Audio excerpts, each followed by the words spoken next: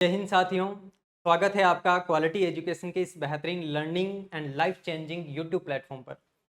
दोस्तों, आप में से जिस भी विद्यार्थी ने सीईटी का अगर फॉर्म फिल किया है, वो सीईटी चाहे 10+2 का हो या फिर सीईटी आपके ग्रेजुएशन लेवल का हो, अगर आपने सीईटी का फॉर्म फिल किया है तो ये क्लास आप लोगों के लिए बहुत ज्यादा इंपॉर्टेंट होने वाली है।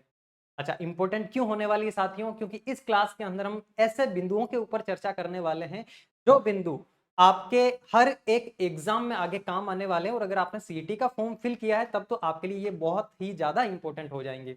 अच्छा, क्या बिंदु है, उन बिंदुओं को भी जानेंगे, लेकिन उससे पहले एक चीज मैं आपको बता दूं। इस क्लास के अंदर अपन 15 से 20 मिनट तक जो भी डिस्कशन करने वाले हैं साथियों, ये 15 से 20 मिनट, एक एक मिनट आपके लिए यहां से यूजफुल होने वाला है।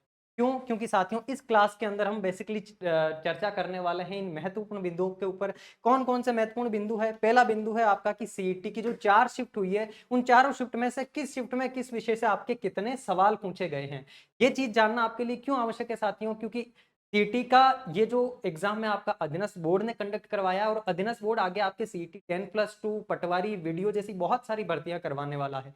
तो यहां से अपन को अधीनस्थ बोर्ड का माइंडसेट पता चलेगा कि वो किस विषय से, यानी कि जिस जिस एग्जाम के अंदर सीईटी के जैसा सिलेबस दिया हुआ है, जिसमें बिल्कुल क्लियर नहीं किया हुआ कि किस सब्जेक्ट से कितने सवाल आएंगे, वहां पर अपन को अधीनस्थ बोर्ड का माइंडसेट पता चलेगा कि किस विषय से कितने सवाल पूछे जा सकते हैं। तो आगामी सभी एग्जाम्स के लिए अपने लिए ये इंपॉर्टेंट चीज हो जाएगी यहाँ से, जहां से अपन को ये पता चलेगा कि इसमें किस सब्जेक्ट से कितने सवाल पूछे हैं। दूसरी बात हम जानेंगे साथियों कि अधीनस्थ बोर्ड का अभी वर्तमान में सवाल पूछने का पैटर्न कैसा चल रहा है, क्या माइंडसेट है अधीनस्थ बोर्ड का, किस वजह से वो सवाल कहां से उठा करके आपसे पूछ रहे हैं, वो सारी चीजें अपन डिस्कस करेंगे। तीसरा बिंदु हम डिस्कस करने वाले हैं, आपके जो सीईटी ग्रेजुएशन लेवल का भी एग्जाम हुआ है, उस एग्जाम में नॉर्मलाइजेशन का फायदा सबसे ज्यादा किनको मिलेगा। दोस्तों, हमारी जो पहले वीडियोज आ चुकी है, उन वीडियोज में आप लोगों के बहुत सारे कमेंट थे कि सर नॉर्मलाइजेशन के ऊपर एक वीडियो बनाओ, तो मैंने कोशिश करी है इसी वीडियो के अंदर आपका जो भी डाउट है नॉर्मलाइजेशन को लेकर के, वो सारा मैं क्लियर कर दूंगा। आगे हम जानेंगे इस वीडियो के अंदर दोस्तों कि आपके जो 10+2 होने वाला है एग्जाम अक्टूबर महीने में, उसमें आपके लगभग 20 दिन बचे हैं। इस 20 दिनों की आपके रणनीति क्या होनी चाहिए, क्या चीजें आपको ऐसी पढ़नी चाहिए कि इस एग्जाम को आप इजीली हंसी खुशी क्लियर कर पाओ।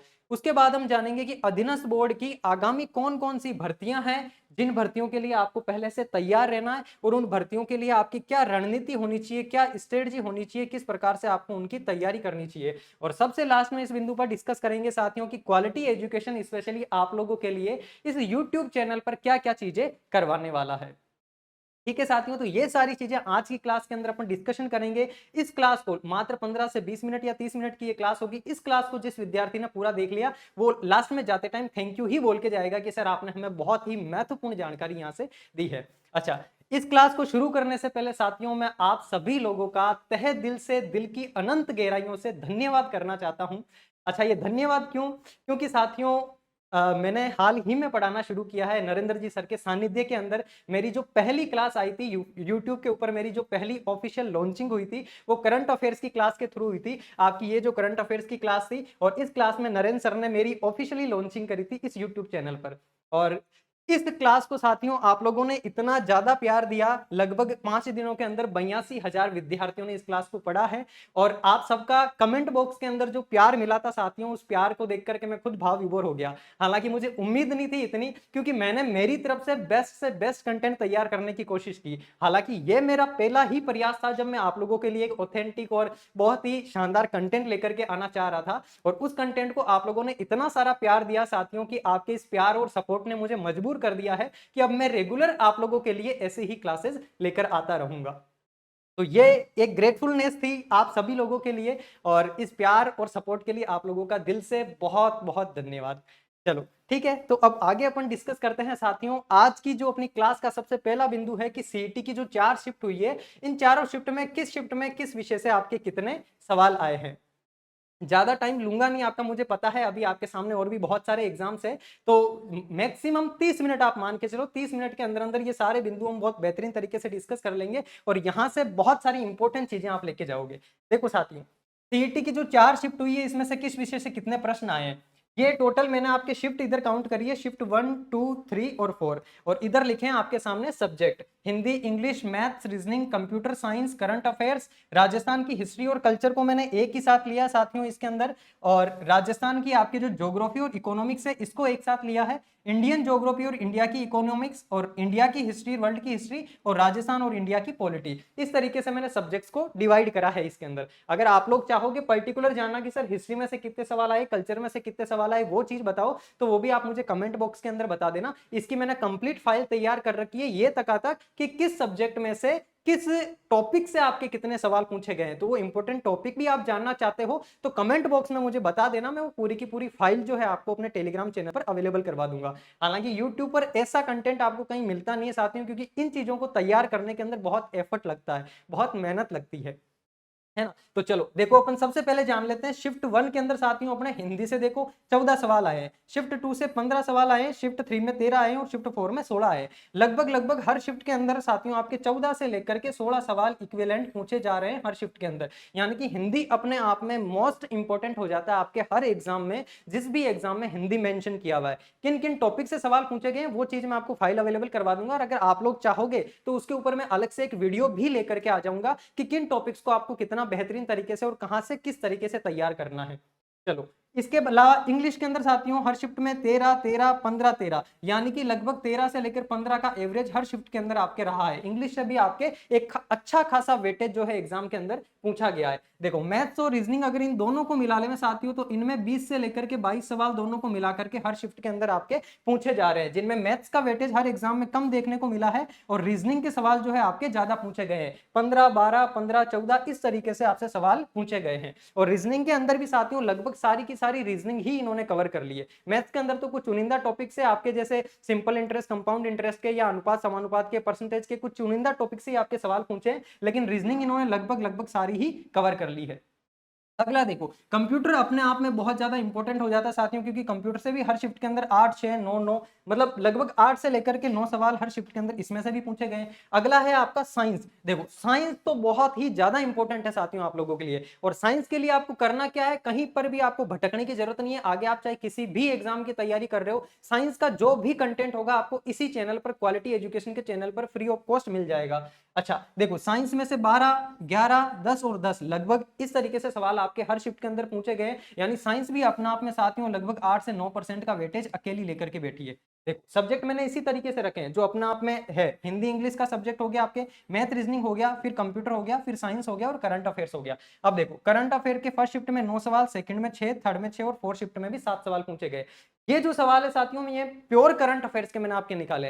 हालांकि करंट अफेयर हर एग्जाम के अंदर लगभग 20 से लेकर के 25 सवाल पूछे जाते हैं, लेकिन प्योर करंट अफेयर्स के इसके अंदर इस तरीके से सवाल पूछे गए। क्यों? क्योंकि करंट अफेयर्स के साथियों राजस्थान ज्योग्राफी और इकोनॉमिक्स के अंदर भी आपके कुछ सवाल थे, और इंडियन ज्योग्राफी और इंडियन इकोनॉमिक्स के अंदर भी आपके इसके सवाल थे। साथ में कुछ पॉलिटी के अंदर भी, जैसे कि अभी चुनाव आयोग का नया अध्यक्ष कौन है, या फिर मानवाधिकार आयोग का नया अध्यक्ष कौन है, उन सवालों को मैंने पॉलिटी के अंदर ही काउंट करा है। करंट में मैंने केवल वही सवाल लिए जो प्योर करंट के हैं, किसी भी सब्जेक्ट से आपके रिलेट नहीं कर रहे हैं। तो करंट से वैसे बेसिकली 20 से सवाल 25 सवाल हर एग्जाम के अंदर पूछे ही जाते हैं, वही वेटेज इसमें रहा है। लेकिन मैंने उन सब्जेक्ट्स के अंदर उनको डिवाइड कर दिया, क्योंकि उनका जो रिलेशन है उस पर्टिकुलर सब्जेक्ट से भी था। इसके अलावा देखो, राजस्थान ज्योग्राफी और इकोनॉमिक्स, ये पूरा का पूरा सब्जेक्ट आपके मोस्ट इंपॉर्टेंट है। हालांकि हिस्ट्री कल्चर से हर बार सवाल ज्यादा पूछे जाते हैं, लेकिन इस एग्जाम में आपके हिस्ट्री कल्चर का वेटेज दोनों का कम देखने को मिला है। इससे ज्यादा राजस्थान में ज्योग्राफी और इकोनॉमिक्स का वेटेज ज्यादा रहा है।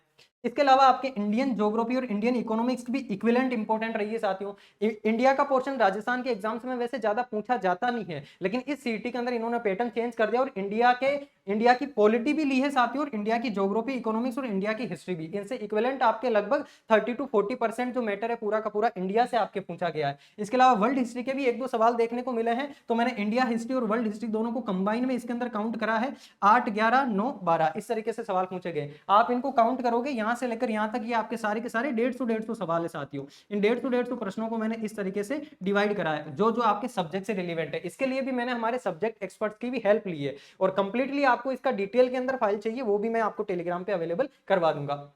देखो, ये जो चीज है ना आपके लिए, इसका स्क्रीनशॉट लेके रख लेना। और यहाँ ये जो फाइल आपको मैं पढ़ा रहा हूँ, बता रहा हूँ, ये फाइल भी आपको मैं टेलीग्राम चैनल पर कंप्लीट अवेलेबल करवा दूंगा। ये फाइल आपके बहुत ज्यादा काम की रहने वाली साथियों। इससे आपको पता चलेगा कि कौन सा सब्जेक्ट मेरा कितना इंपॉर्टेंट है, और मुझे किस सब्जेक्ट को कितना ज्यादा वक्त देना, किस सब्जेक्ट को मुझे कितना ज्यादा पढ़ना है। ठीक है। चलो अगला पॉइंट है साथियों अपना कि अधीनस्थ बोर्ड का इस एग्जाम के अंदर पैटर्न क्या है, क्योंकि देखो इस आपके सीईटी ग्रेजुएशन लेवल को भी अधीनस्थ बोर्ड ने करवाया है, आगे 10+2 को भी अधीनस्थ बोर्ड करवाएगा, पटवार को भी आपके अधीनस्थ बोर्ड ही करवाएगा, इसके अलावा लेब असिस्टेंट का पेपर है, आपके ग्राम विकास अधिकारी का पेपर है, लगभग जितने भी पेपर सामने आपके होने वाले हैं मैक्सिमम अधीनस्थ बोर्ड ही कंडक्ट आपके करवाने वाला है। तो अधीनस्थ बोर्ड अभी आपसे सवाल किस प्रकार के पूछ रहा है, ये चीज आप लोगों के लिए जानना अति आवश्यक है। देखो ये जो पेपर हुआ था इसके एनालिसिस से हमने एक चीज सामने निकल कर आई साथियों अपने, कि इस सवाल में इस एग्जाम के अंदर कथन वाले जो सवाल है आपके वो ज्यादा पूछे गए। कथन वाले सवाल कैसे, सवाल में कथन एक दे दिया कि ये है, कथन दूसरा दे दिया ये है, और फिर आपसे ऑप्शन में पूछ रहा है कि कथन एक सही है या फिर कथन दो सही है, या एक और दो दोनों सही है, या एक और दो दोनों ही गलत है। इस टाइप के सवाल थोड़े से डिफिकल्ट लेवल के सवाल आ जाते साथियों। और मुझे लगता है शायद पेपर सेट करने वालों ने क्वालिटी एजुकेशन की टेस्ट सीरीज देख रखी है, उनको पता चल गया कि विद्यार्थी जो है वो क्वालिटी एजुकेशन की टेस्ट सीरीज से उस लेवल की तैयारी कर रहे हैं, तो उनसे सवाल भी अपन उसी लेवल के पूछे, क्योंकि क्वालिटी एजुकेशन की टेस्ट सीरीज के अंदर भी आपको 40 to 50% सवाल ऐसे ही देखने को मिलते हैं। तो ये कथन वाले सवाल इन्होंने ज्यादा पूछे हैं। इसके अलावा इन्होंने ये दे दिया कि निम्न में से सत्य छांटो, उसमें 5 पॉइंट दे दी। अब 5 में से कौन कौन सा सत्य है भाई, ए बी सी सही है, ए बी डी सही है, या ए बी ई सही है। इस तरह के सवाल आपसे एग्जाम के अंदर पूछना अधीनस्थ बोर्ड ने शुरू कर दिया है, और अब इसी पैटर्न के आधार पर आपको आगे की तैयारी करनी है।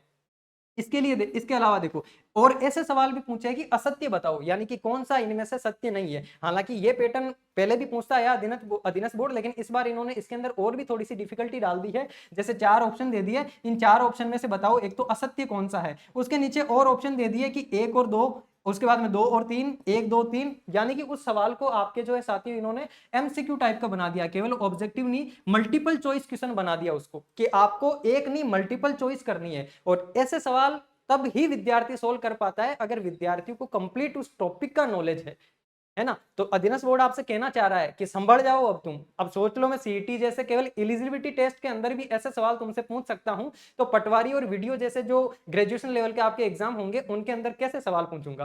तो साथियों इस जर्नी के अंदर आपके क्वालिटी एजुकेशन की टेस्ट सीरीज बहुत हेल्प करने वाली है। जिन बच्चों ने सीटी के एग्जाम की टेस्ट सीरीज ज्वाइन कर रखी होगी उनकी अंतरात्मा जरूर कह रही होगी कि हाँ यार हमने टेस्ट सीरीज ज्वाइन करके कितना बेस्ट काम किया था। देखो इसके अलावा आपसे सम्मिलित करने वाले प्रश्न भी पूछे गए कि इस तरफ 4 ऑप्शन दे दिए, फिर इधर 4 ऑप्शन दे दिए, इनको आपस में सम्मिलित करो। ये भी थोड़ा डिफिकल्ट लेवल का सवाल हो जाता है। इसके अलावा देखो साथियों एक इंपॉर्टेंट कि इन्होंने क्या करा है, दो दो विषयों का मिश्रण करके सवाल आपसे पूछे। जैसे राजस्थान की हिस्ट्री को और कल्चर को इन दोनों को इन्होंने मिक्स कर दिया। मंदिर जो होता है, मंदिर स्थापत्य कला कल्चर का टॉपिक होता है, राजा महाराजा आपके राजवंश हिस्ट्री का टॉपिक होता है। इन दोनों को मिक्स करके पूछ लिया कि इस मंदिर का निर्माण कौन से महाराजा ने करवाया। तो वो हिस्ट्री का भी सवाल हो गया, कल्चर का भी सवाल हो गया। अगर दोनों चीजें आपने पढ़ रखी होगी तो आप वो कर पाओगे। एक तो सीधा ये पूछ सकता था कि ये मंदिर कहां पर स्थित है, या ये मंदिर कौन सी शैली के अंदर बना हुआ है, या ये छतरी कौन सी शैली में बनी हुई है। एक सीधा ये पूछ रहा है कि इस स्थापत्य का निर्माण किस राजा ने करवाया। तो हिस्ट्री और कल्चर को आपस में कंबाइन कर दिया। इसके अलावा हिस्ट्री और ज्योग्राफी, कल्चर और ज्योग्राफी को आपस में जोड़ करके सवाल आपसे पूछे जा रहे हैं, है ना साथियों। तो इस टाइप के सवाल भी आपसे इसमें पूछे गए। और सबसे बड़ी साथियों एक जो कॉमन पैटर्न इसमें देखने को मिला है, आपकी जो राजस्थान की पेनोरमा की किताब है, उस पेनोरमा की किताब में से लाइन टू लाइन आपके सवाल उठ करके आए। हमारी टीम जब आंसर की तैयार कर रही थी तो हम सोच रहे थे कि यार कहां से इसके आंसर ढूंढे, जो सवाल नहीं आ रहे थे उनका ऑथेंटिक प्रूफ चेक करने के लिए फिर हमने जैसे ही पेनोरमा को उठाया, लाइन टू लाइन मैच हो रही पेनोरमा की। पेनोरमा के अंदर जो लाइन लिखी हुई बिल्कुल वही लाइन आपको सवाल के अंदर दी हुई। तो ये चीज शो करती है कि आपको पेनोरमा तो बिल्कुल, अगर आप तैयारी कर रहे हैं किसी भी एग्जाम की, आपके पास थोड़ा सा टाइम है तो पेनोरमा की बुक तो आपको अच्छे से पढ़ ही लेनी चाहिए। तो ये पॉइंट अपना डिस्कस हो चुका है साथियों कि अधीनस्थ बोर्ड का पैटर्न क्या रहने वाला है। इस पैटर्न में देखो ऐसे आपसे सवाल पूछे गए कि कौन सा पावर प्लांट नहीं है या असत्य है, इनमें से कौन सा ऑप्शन नहीं है। अब ये जो आपके सामने स्क्रीनशॉट है साथियों में क्वालिटी एजुकेशन की टेस्ट सीरीज के ऑनलाइन टेस्ट सीरीज के स्क्रीनशॉट्स है। ऑनलाइन टेस्ट सीरीज में भी देखो आपसे इसी तरह के सवाल पूछे जाते हैं कि कौन सा नहीं है। अब इनमें से नहीं है, ये वाला नहीं है, उसके बाद में उसका पूरा का पूरा डिटेल में एक्सप्लेनेशन दिया हुआ रहता है। देखो निम्न कथनों पर विचार करो, 4 कथन 3 कथन दे दिए, इन 3 कथनों में से कौन से कथन सही है, केवल 1 3 सही है, 2 3 सही है, 1 2 3 सही है, या 1 और 2 सही है। इसी तरह के सवाल आपसे एग्जाम में पूछे गए और ये सवाल आपके सीईटी की टेस्ट सीरीज से जो इस एग्जाम में आपके मिले हैं वही वाले सवाल है सारे के सारे, है ना। तो अब देख लो क्वालिटी एजुकेशन अपने टेस्ट सीरीज के लेवल को थोड़ा सा हार्ड लेकर के चलता है, पहले से ही थोड़ा सा एडवांस लेकर के चलता है। क्यों? क्योंकि हम आप लोगों को तैयारी ऐसी करवा देना चाहते हैं कि आप जब रण में उतरे तो घबराए ना। एक तो होता है कि आप केवल तलवारबाजी सीख के जा रहे हैं, रण में गए पता चले कि गदा चलाने वाला आ गया सामने, तो हम आपको पहले से पूरी तरह से सारे अस्त्र शस्त्रों का यूज करना बता देते हैं, ताकि युद्ध में चाहे किसी भी तरह का खिलाड़ी आपके सामने आ जाए आप उससे हारे नहीं, उसको आप हरा के ही आए। है ना। तो ये क्वालिटी एजुकेशन की टेस्ट सीरीज के कुछ स्क्रीनशॉट है जिनमें भी आपसे ऐसे ही सवाल पहले से पूछे जा रहे हैं जो अधीनस्थ बोर्ड ने अभी पूछे हैं, और अभी नई लॉन्च होने वाली सभी टेस्ट सीरीज में भी आपके ऐसा ही पैटर्न रहने वाला है।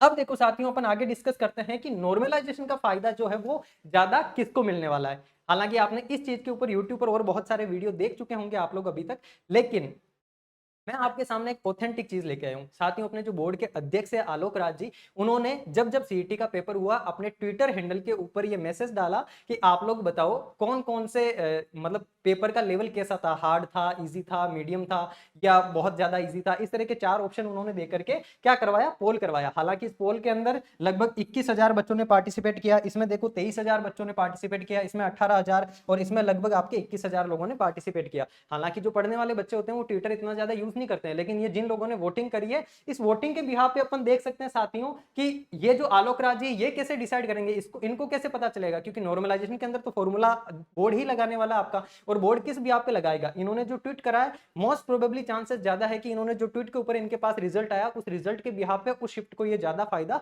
देने वाले हैं। अब देखो इसके अंदर जो आपके 27 सितंबर को पहली पारी हुई थी, उस पहली पारी के अंदर जो है बहुत ज्यादा मुश्किल जो है कितने लोगों ने बताया, 22% लोगों ने बताया। और जो सेकंड पारी हुई थी आपकी 27 को, उसमें पेपर को डिफिकल्ट 29% लोगों ने बताया। यानी कि फर्स्ट शिफ्ट से आपका सेकंड शिफ्ट का पेपर थोड़ा सा ज्यादा हार्ड था। उसके बाद में देखो जो थर्ड शिफ्ट थी 28 सितंबर को सुबह हुई थी, उसके अंदर जो है पेपर को डिफिकल्ट साथियों 29% लोगों ने बताया। यानी कि लगभग सेकंड शिफ्ट और थर्ड शिफ्ट ये दोनों शिफ्ट इनकी जो वोटिंग हुई है उस वोटिंग के अकॉर्डिंग लगभग इक्विवेलेंट है। और जो फोर्थ शिफ्ट हुई थी आपकी 28 को शाम को, उस शिफ्ट के अंदर पेपर को डिफिकल्ट साथियों जो आपके 31% लोगों ने बताया। यानी कि ये जो वोटिंग हुई है इस वोटिंग के अकॉर्डिंग फोर्थ शिफ्ट जो है इसके अंदर सबसे ज्यादा डिफिकल्टी थी। यानी फर्स्ट शिफ्ट, इसके बाद में सेकंड और थर्ड ये दोनों आपके इक्विवेलेंट है, और फोर्थ शिफ्ट का पेपर जो उससे भी ज्यादा हार्ड है। तो चांसेस तो यही है कि इसी अकॉर्डिंग आपका एग्जाम में नॉर्मलाइजेशन होगा कि फोर्थ शिफ्ट वाले जो है उनको नॉर्मलाइजेशन का ज्यादा फायदा मिल सकता है। जिन बच्चों के हो सकता है 35 से लेकर के 40% के बीच में मार्क्स बन रहा है, उनके भी मार्क्स बढ़ के नॉर्मलाइजेशन से 40% प्लस हो जाए, क्रॉस कर जाए 40% को, और वो बच्चे भी इसके अंदर इलिजिबल हो जाए आगे वाले एग्जाम्स में बैठने के लिए। तो अब देखना यह है कि बोर्ड किस तरीके से फॉर्मूला लगाता है, लेकिन अभी तक जो संभावना है इनके इंस्टीट्यूट के आधार पर वो यही हो सकती है। बाकी रियलिटी में साथियों हमने ग्राउंड लेवल पे बच्चों से बात करके और भी तरीके से हमारे इंटरनल सोर्सेज से जानने की कोशिश की है। हमारे टीचर्स ने खुद ने भी जब आंसर की सॉल्व करवाई तो उनको भी लगा कि जो थर्ड शिफ्ट का आपके पेपर है ना साथियों, ये थोड़ा सा ज्यादा डिफिकल्ट था, ये थोड़ा सा ज्यादा आपके हार्ड था। ठीक है, तो ये अपना हो जाता सारा का सारा कि किन को ज्यादा फायदा मिलेगा। तो फायदा मोस्ट प्रोबेबली चांसेस है कि फोर्थ शिफ्ट वालों को नॉर्मलाइजेशन का ज्यादा फायदा मिल सकता है। ठीक है साथियों, चलो अगला पॉइंट अपन डिस्कस करते हैं कि अगर आप अब सीईटी 10+2 की तैयारी करने वाले हो। हालांकि साथियों देखो एक चीज आप लोगों ने नोट करी होगी कि इस एग्जाम के अंदर अधीनस्थ बोर्ड ने जो आपसे सवाल पूछे हैं ना, इसके अंदर राजस्थान की नई वाली ज्योग्राफी को लेकर के एक भी सवाल देखने को नहीं मिला है।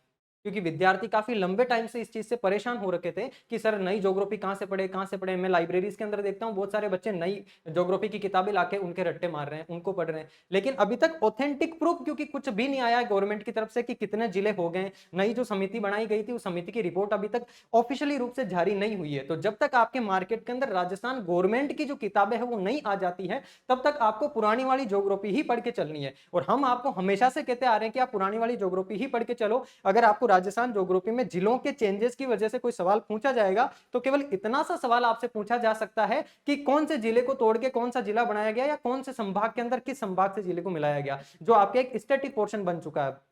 लेकिन वो भी सारी सारी चीजें क्लियर होगी जब नया नोटिफिकेशन आ जाएगा तब। तो अभी नई वाली ज्योग्राफी की चीजें आपको 10+2 के लिए भी कुछ नहीं पढ़नी है, और जब तक नई रिपोर्ट ना आ जाती है तब तक आप पटवार और एसआई की और अदर एग्जाम की तैयारी करने वाले विद्यार्थी भी इस बात का विशेष ध्यान रखें कि नई ज्योग्राफी आपको नहीं पढ़नी है, वरना आगे जाके आप कंफ्यूज हो जाओगे। फाइनली ऑफिशियल रिपोर्ट आने के बाद ही हम खुद आपको यहाँ पर यूट्यूब पे आकर के सारी की सारी चीजें करवा देंगे कि कहाँ कहाँ से आपके जो है नई ज्योग्राफी से सवाल पूछे जा सकते हैं। तो परेशान नहीं होना बिल्कुल भी, हम लोग खड़े हैं आपके साथ।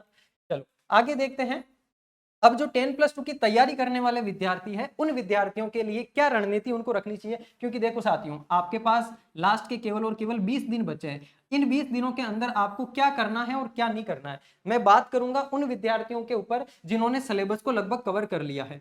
है ना। एक तो वो विद्यार्थी जिन्होंने सिलेबस को पूरा कंप्लीट आपके क्या कर लिया है, कवर कर लिया है, और दूसरे वो विद्यार्थी है साथियों जिन्होंने अभी तक सिलेबस को बिल्कुल देखा भी नहीं है, उठा करके देखा भी नहीं है, बिल्कुल कवर करा ही नहीं है, कुछ पढ़ा ही नहीं है, जो बिल्कुल फ्रेशर्स है, जो जस्ट 12th पढ़ करके आए हैं और इस एग्जाम के अंदर बैठना चाहते हैं। तो आप लोगों को भी एग्जाम कैसे क्रैक करना है उसकी प्रॉपर एक स्ट्रेटजी मैं यहाँ पर बताने वाला हूँ। पहले बात कर लेते हैं जिन लोगों का सिलेबस लगभग लगभग 80 to 90% कवर हो चुका है, उनको क्या करना है। उनको अभी नया कुछ भी नहीं पढ़ना है, जो कुछ आप लोगों ने पढ़ लिया है पहले से, क्योंकि अभी आपको जस्ट 40% क्राइटेरिया क्लियर करना है। तो जो कुछ आपने पढ़ लिया है पहले से, उस पहले से पढ़ी हुई चीज का आपको अच्छे तरीके से रिवीजन करना है, और उस रिवीजन के साथ में साथियों आपको मैक्सिमम टेस्ट की प्रैक्टिस करनी है।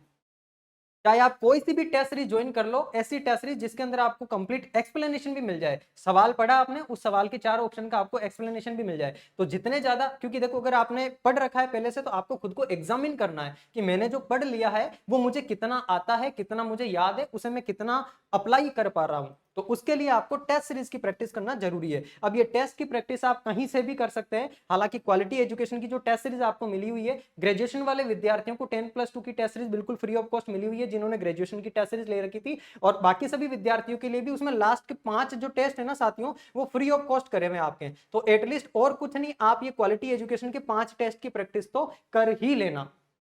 ठीक है, तो जो सिलेबस कवर कर चुके हैं उनको बस रिवीजन करना है और टेस्ट की प्रैक्टिस करनी है मैक्सिमम। और कौन कौन से टॉपिक इंपॉर्टेंट है इस एग्जाम में आपके जो पूछे गए उसके बिहाफ से, वो सारे के सारे टॉपिक्स भी आपको मैं बता दूंगा। आगे देखो, जिन विद्यार्थियों ने सिलेबस बिल्कुल भी कवर नहीं करा है उनको क्या करना है। उनको देखो, अब कवर नहीं करा है तो नई चीजें पूरे जीरो तरीके से तो आप पढ़ नहीं सकते, क्योंकि अभी आप जस्ट 12th पास करके आए हो और आपकी उम्र अगर 18 साल हो गई है, सीटी के एग्जाम में आप बैठ रहे हो, तो आपको क्या करना है साथियों, टेस्ट तो आपको भी देना ही है। टेस्ट देकर के आपको पता चलेगा कि सवाल को अटेंड कैसे किया जाता है और एग्जाम में सवाल कैसा पूछा जाता है, ताकि आप अगर तुक्का भी मारे ना तो थोड़ा सा कॉमन सेंस का यूज कर पाएंगे। वो यूज आप तभी कर पाएंगे जब एक बार 5, 7, 10 टेस्ट आप एग्जाम में जाने से पहले, बैठने से पहले वो टेस्ट आप दे लेंगे, टेस्ट की प्रैक्टिस आप कर लेंगे।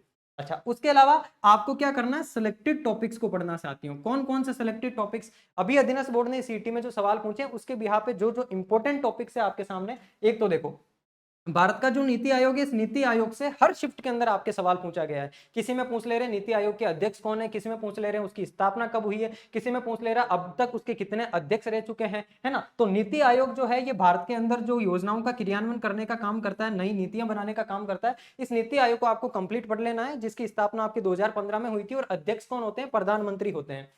दूसरा, आपको राजस्थान का जो योजना आयोग है इसके बारे में डिटेल कंप्लीट स्टडी कर लेनी है।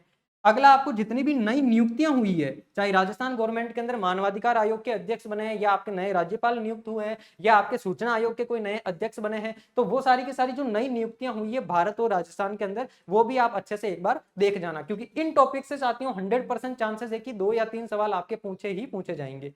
इसके अलावा वनस्पति जितनी भी है भारत और राजस्थान की, इस वनस्पति के अंदर आपके सारे के सारे राष्ट्रीय उद्यान है ना, जितने भी भारत के अंदर राष्ट्रीय उद्यान है, उन राष्ट्रीय उद्यान को आपको अच्छे तरीके से पढ़ लेना है। इसके अलावा जो आपके टाइगर रिजर्व है जितने भी, उन टाइगर रिजर्व को भी अच्छे तरीके से कवर कर लेना है। इसके अलावा आपकी जितनी भी रामसर साइट है, कौन कौन सी रामसर साइट इंपॉर्टेंट है, कि पहली कौन सी है, सबसे बड़ी कौन सी है, सबसे ज्यादा कौन से राज्य में है, क्या होती है रामसर साइट, नई कौन सी बनाई गई है। तो ये वनस्पति से रिलेटेड जितनी भी चीजें हैं उनको भी आपको अच्छे तरीके से पढ़ लेना है।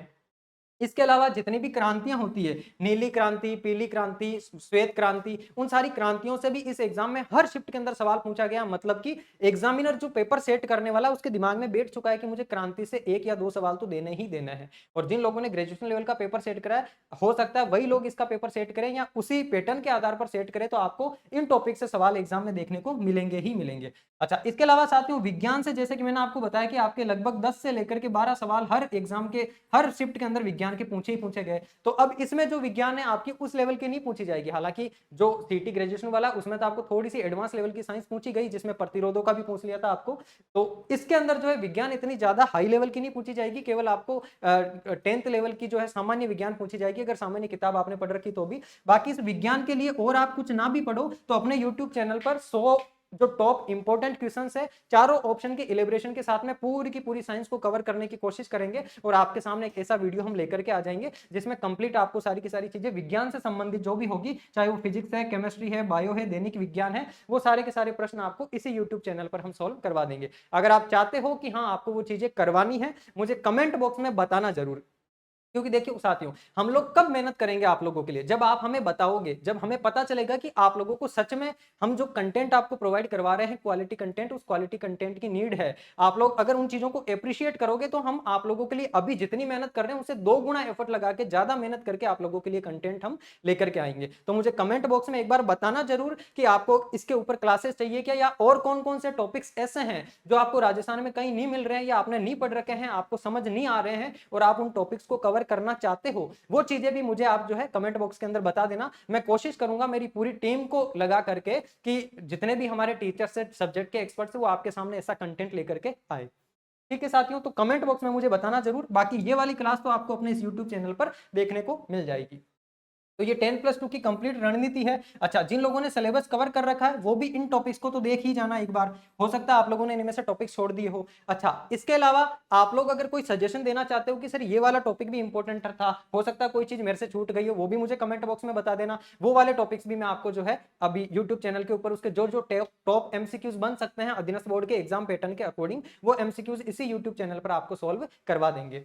चलो बढ़ते हैं आगे कि अधीनस्थ बोर्ड की अभी आगामी भर्तियां कौन कौन सी हैं और उन भर्तियों की रणनीति आपको क्या रखनी है साथियों। तो देखो, आलोक राज जी ने ट्वीट करके आपको बता ही दिया है, 1 से लेकर के 10 अक्टूबर के बीच में आपके सामने पूरा का पूरा कैलेंडर जो है वो जारी होने वाला है अधीनस्थ बोर्ड का। कौन कौन सी भर्तियां लगभग सितंबर 2025 तक जो है कौन कौन सी भर्तियों का वो आयोजन करवाने वाले हैं, क्या क्या एग्जाम डेट रहने वाली है, कब आपके फॉर्म फिल किए जाएंगे, वो आने वाली है। उनके अंदर सबसे ज्यादा इंपॉर्टेंट एक तो आपके पटवार की भर्ती आने वाली है अच्छे खासे पदों पर, एक आपके वीडियो की भर्ती आने वाली है साथियों, एक लैब असिस्टेंट की भर्ती आने वाली है, और लाइब्रेरियन की जो आपके 3rd ग्रेड लाइब्रेरियन है उसकी भी आपकी भर्ती आने वाली है। ये सारी की सारी भर्तियां लगभग, हो सकता है कि लैब असिस्टेंट को ये लोग सीईटी से बाहर रखे, अभी तक उसकी श्योरिटी नहीं है, लेकिन जो पटवार है, लाइब्रेरियन है और वीडियो है और एलडीसी है, ये सारी की सारी तो आपके सीट एलडीसी सीईटी के एग्जाम के अंदर इंक्लूड ही रहेगी। अभी एलडीसी हालांकि अभी ये वाली भी कंप्लीट नहीं हुई है, इसके लिए भी उन्होंने बोला कि अक्टूबर 2024 के अंदर जो है वो इसका फाइनल रिजल्ट जारी करेंगे, जो अभी इन्होंने टाइपिंग करवाई है उसका।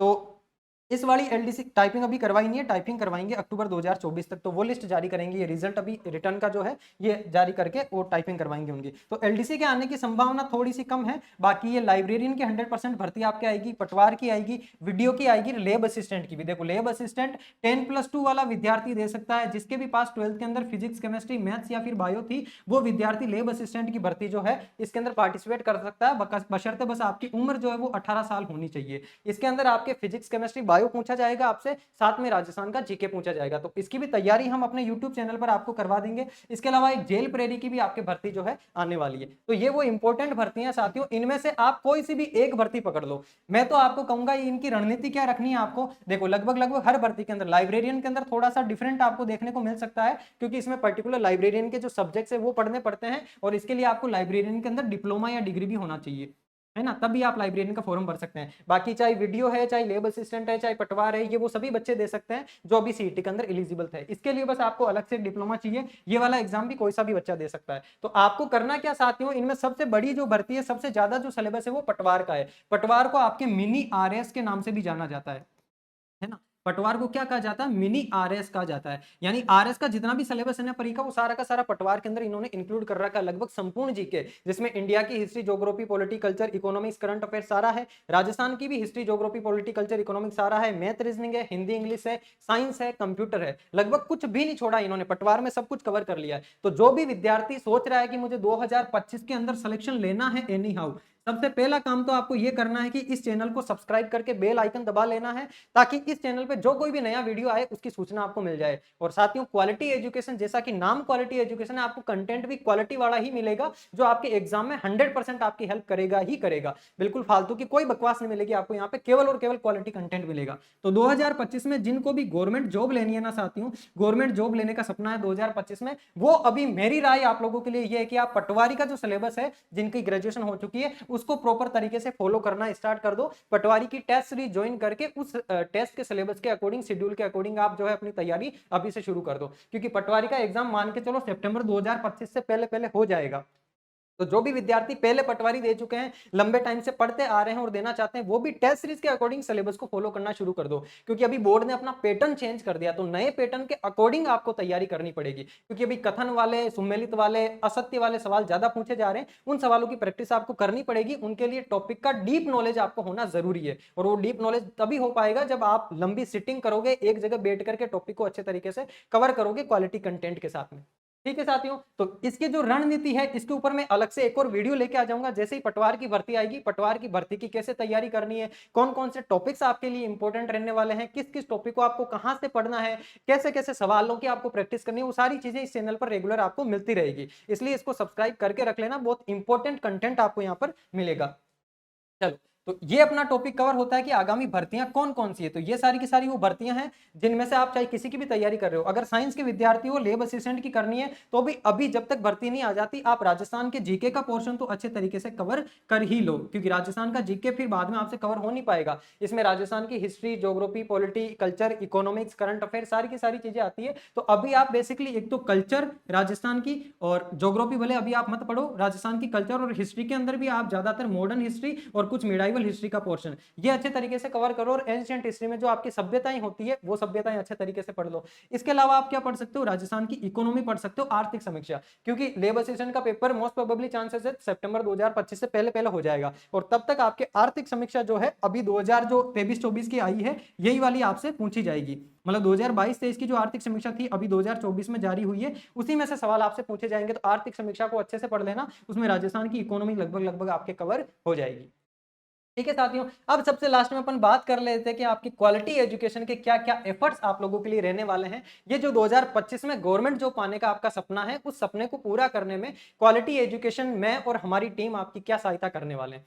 सबसे पहले तो देखो साथियों, आपका जो प्यार और सपोर्ट हमें जितना ज्यादा मिलेगा, हमारी टीम उतना ही उत्साहित तरीके से आप लोगों के लिए एफर्ट लगाएगी, उतना ही बेहतरीन कंटेंट आप लोगों के लिए लेकर के आएगी। तो सबसे पहली बात तो अपना प्यार और सपोर्ट आपको बनाए रखना है। वो सपोर्ट आप कमेंट बॉक्स के अंदर अच्छे कमेंट करके और वीडियो को लाइक और शेयर करके अपना जो प्यार है वो आप दिखा सकते हो। उससे हमें पता चलेगा कि हाँ, सच में आप लोगों को क्वालिटी वाला कंटेंट चाहिए, फालतू की बकवास नहीं चाहिए। ठीक है, तो देखो, जितने भी आपके जिस भी एग्जाम की आप तैयारी करोगे, उन प्रश्नों का अभ्यास जो है अपने YouTube चैनल पर, अपना जो YouTube चैनल है साथियों क्वालिटी एजुकेशन के नाम से, उस YouTube चैनल पर नरेंद्र सिंह चौहान सर, जो खुद आरएस अधिकारी है, जिनके सानिध्य के अंदर ही हमारी पूरी टीम काम कर रही है, तो सर खुद भी रेगुलर YouTube पे आते रहेंगे आपके सामने। हालांकि अभी सर नहीं आ पा रहे हैं, क्योंकि एक खुशखबरी है, वो खुशखबरी भी बहुत जल्द आपको पता चल जाएगी। लगभग 2-2.5 महीनों तक सर बहुत ज्यादा बिजी रहने वाले हैं, और उसके बाद में सर रेगुलर आप लोगों के सामने आना शुरू कर देंगे। तो जितने भी प्रश्न होंगे, इंपॉर्टेंट प्रश्न, उन सभी प्रश्नों का अभ्यास आपको यूट्यूब पर हम करवाते रहेंगे, और करंट अफेयर्स के सेशन में आप लोगों के लिए रेगुलर लेके आता रहूंगा। हर महीने का जो करंट अफेयर्स है, इसके लिए क्या करेंगे साथियों, अपन अंतरराष्ट्रीय और राष्ट्रीय की एक क्लास और राजस्थान की एक क्लास, हर महीने के टॉप 50 से लेकर 100 सवाल जो जो बन सकते हैं, आपके एग्जाम में आ सकते हैं, उन 50 से 100 सवालों की जो है आपको प्रैक्टिस इसी चैनल पे अपन करवा देंगे। और प्रश्न भी ऐसे लेके आएंगे कि एक प्रश्न है, उसके जो 4 ऑप्शन है, उन चारों ऑप्शन का आपको अच्छे से इलेबरेशन मिलेगा, और क्लास के अंदर ही करंट अफेयर्स आपको याद हो जाएगा। और भले आप कुछ भी मत पढ़ना, 100% गारंटी है, केवल और केवल करंट अफेयर्स का कंटेंट जो आपको अपने क्वालिटी एजुकेशन के यूट्यूब चैनल पर मिलता है, वो कंटेंट आप पढ़ लेना। आपके एग्जाम में करंट अफेयर का कोई सा भी सवाल बाहर नहीं जाएगा। क्योंकि सोचो, मैंने अभी आपको जो करंट अफेयर की 120 सवालों की क्लास करवाई थी, उसमें लगभग आपके 8 महीने का करंट अफेयर्स था साथियों, और 8 महीने के करंट अफेयर्स में से भी सीटी में आपके, हालांकि 2024 का करंट बहुत कम पूछा गया, ज्यादातर करंट इन्होंने 2023 का पूछा है, 2024 का करंट कम पूछा गया, फिर भी आपके 4 से 5 सवाल तो इस एग्जाम के अंदर इस क्लास में से मिल गए थे, जबकि मैंने 120 सवाल 8 महीनों के कवर करे थे। अब सोचो, एक महीने में हम 50 से 100 सवाल जब करेंगे, तो लगभग 8 महीनों के आपके 8 5 40 400 सवाल हो जाएंगे, और उन 400 सवाल में भी चारों ऑप्शन यानी 416, लगभग 1600 सवालों का कॉन्सेप्ट जो है आपको उन क्लासेस से मिल जाएगा। तो कहीं भटकने की आवश्यकता नहीं है आपको, बस जुड़े हुए रहना चैनल से, रेगुलर क्लासेस देखते रहना, और मुझे बताते रहना कि और आपको क्या चीजें चाहिए, जिन भी टॉपिक्स के ऊपर आपको कंटेंट चाहिए, मुझे कमेंट बॉक्स में जाके बता देना। मेरी टीम की हेल्प लेके, टीम में से जिन भी मेंबर्स को आपके सामने लाना होगा, उनकी सहायता से आपको सारा का सारा कंटेंट हम अवेलेबल करवाएंगे। बस आपको बताना है कि सर हमें इस टॉपिक पर कहीं कंटेंट नहीं मिल रहा है, ये कंटेंट आप हमें अवेलेबल करवा दो। इसके अलावा देखो अन्य जितने भी विषय हैं उन विषयों की नियमित फ्री कक्षाएं आपकी यूट्यूब पे लगती रहेगी। और सबसे इंपॉर्टेंट चीज, ये तीनों चीजें तो फ्री में आपको यूट्यूब पर मिलती रहेगी। बाकी ये जो एग्जाम का जो आपके पैटर्न है, उसके पैटर्न के आधार पर आपको बेहतरीन टेस्ट सीरीज जो है वो अपने क्वालिटी एजुकेशन के जो अपना चैनल है क्वालिटी एजुकेशन का, प्ले स्टोर पर आपको ऐप मिल जाएगा। उस ऐप के अंदर मात्र 200 से लेकर के 250 रुपए की प्राइस के अंदर हर एग्जाम के आपको टेस्ट सीरीज, जिसमें आपको 21 से लेकर के 25 टेस्ट मिलते हैं, शेड्यूल वाइज टेस्ट भी मिल जाते हैं, साथ में आपको फुल लेंथ के टेस्ट भी मिल जाते हैं। देखो 200-250 रुपए कोई बड़ी रकम नहीं होती है ना। मैं ऐसा नहीं कह रहा आपको कि क्वालिटी एजुकेशन की ही ज्वाइन करो, आप लोग खुद समझदार हो, मार्केट में स्टडी करो, एनालाइज करो कि कौन से इंस्टीट्यूशंस ऐसे हैं जो बिल्कुल एग्जाम ओरिएंटेड, एग्जाम के अकॉर्डिंग क्वालिटी कंटेंट आपको अवेलेबल करवा रहे हैं, वहां की टेस्ट सीरीज ज्वाइन करो। टेस्ट की प्रैक्टिस आपको जरूर करनी है। मैं बता रहा हूं कि हमारी तरफ से आपको जो है 200 से 250 रुपए की प्राइस के अंदर हर एग्जाम की टेस्ट सीरीज अपने चैनल पे, अपने क्वालिटी एजुकेशन के प्ले स्टोर के एप्लीकेशन पे आपको देखने को मिल जाएगी। एप्लीकेशन इंस्टॉल करके वहां जाकर के आप टेस्ट दे सकते हो। और अगर जो विद्यार्थी ये 200-250 रुपए भी अफोर्ड नहीं कर सकते, उनको एक काम करना, आप लोगों के लिए फ्री क्वेश्चंस आते हैं डेली के 10, उन 10 सवालों की तो डेली आपको प्रैक्टिस कर लेनी है। 2024 के लगभग अभी तक डेली के 10 सवाल आते हैं, तो अभी सोच लो कितने दिन हो गए हैं। 365 दिनों के अंदर आपके 3650 सवाल तो आपको बिल्कुल फ्री ऑफ कॉस्ट मिल जाते हैं उस एप्लीकेशन के अंदर। उन सवालों को अगर आप कर लेते हैं तो भी बहुत ज्यादा हेल्प आपको मिलती है। ठीक है, तो ये चीज आपको ध्यान रखनी है कि हम आपको टेस्ट की प्रैक्टिस भी करवाते रहेंगे और यूट्यूब पर नियमित कक्षाएं भी आपकी आती रहेगी। तो ये अपना आज का सेशन था, लगभग 25-30 मिनट का हुआ होगा। लेकिन यहां से आप लोग जो चीजें सीखे हो, जो चीजें आपको पता चली, अपनी कॉपी के अंदर नोटेड डाउन कर लो। और 2025 में अगर सरकारी नौकरी लगने का सपना है तो उन चीजों को अपने सामने चिपका लो कि मेरा ये टारगेट है, ये मेरा सिलेबस है और इस सिलेबस के अकॉर्डिंग मुझे पढ़ाई करनी है। और हम आप लोगों की क्या हेल्प कर सकते हैं, क्या सहायता कर सकते हैं, कमेंट बॉक्स में मुझे बता देना। हर तरीके से मैं संभव प्रयास जो भी हो पाएगा कोशिश करूंगा कि आपके सामने वो कंटेंट लेकर के आऊं। तो मिलते हैं अपन नेक्स्ट क्लास के अंदर, तब तक अपना ध्यान रखिए, स्वस्थ रहिए, मस्त रहिए और पढ़ते रहिए।